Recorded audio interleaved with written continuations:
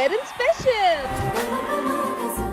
అమ్మా ఇదే Sridevi drama company అంటే ఇగో Rashmi the beautiful anchor. Hello.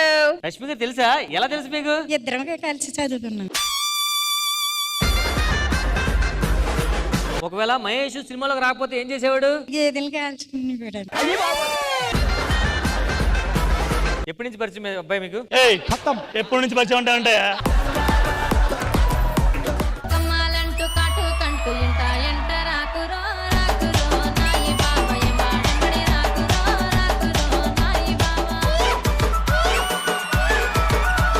అద్దరు కొట్టేశారు.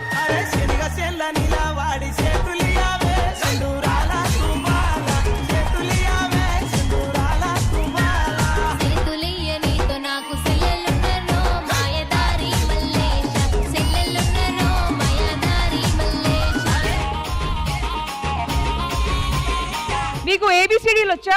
వచ్చండి. జెడ్ నుంచి ఏ దాకా రివర్స్ లో? అయిపోయింది, బతికి అయిపోయింది. నీకు చెక్కేస్తారులే ఈ రోజు. X X U you W W. W అక్కడికి రావాలి కదా. ఇటుపక్క డబ్ల్యూ ఇటుపక్క డబ్ల్యూ.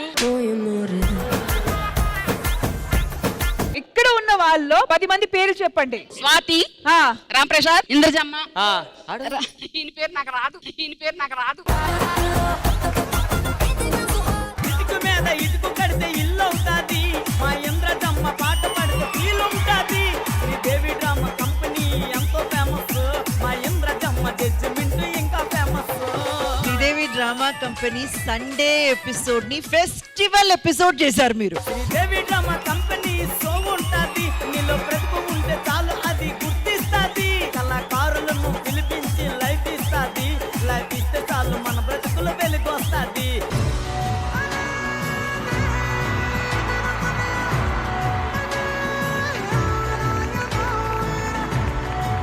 థ్యాంక్ యూ ఒక మాటలో చెప్పేది కాదు మ్యామ్. ఎలా పెంచింది పిల్లల్ని అని అనరు మ్యామ్. ఎంత బాగా పెంచింది పిల్లల్ని అని అంటారు. చాలా ఇయర్స్ అయిపోయి నా నేను పట్టుకొని సింగిల్ పేరెంట్ అని చెప్పడం కూడా చాలా ప్రాబ్లంగా ఉండేది. చులకనగా అనుకునేవాళ్ళు. హస్బెండ్ పక్కన లేకపోవటం అనేది. మనం ప్రపంచంలో ఎవరి మీద కోప్పడ్డా వాళ్ళందరూ మనకు శత్రువులు అయిపోతారు, ఒక అమ్మ తప్ప. మనం కూడా ఎందుకు అమ్మ మీద కోప్పడతాం అంటే అమ్మ అనేది పెద్ద రియాక్ట్ అవుతుంది కాబట్టి, అమాయకురాలు కాబట్టి. మీ కొడుకు గురించి 2 మంచి మాటలు, లేకపోతే తిట్టాలనుకుంటే తిట్టేయండి ఏదో ఒకటి. ఎప్పుడు తిట్టనండి నా కొడుకుని. ఎప్పుడు కష్టపడి పైకి వచ్చాడండి. ఎప్పుడు ఏమన్నాండి. సాధారణంగా బాధపడి నేను మా అమ్మ విషయంలో నాకు ఎందుకో తెలియకుండా ఫీల్ అయిపోతుంటా నేను. మా అమ్మ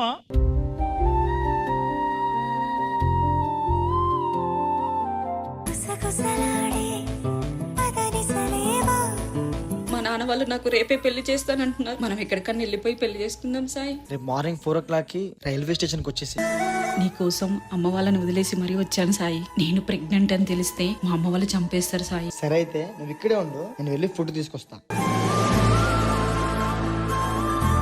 వీడేంటి ఇంకా రావట్లేడు? హలో పవిత్ర, వీడు నన్ను మోసం చేశాడే.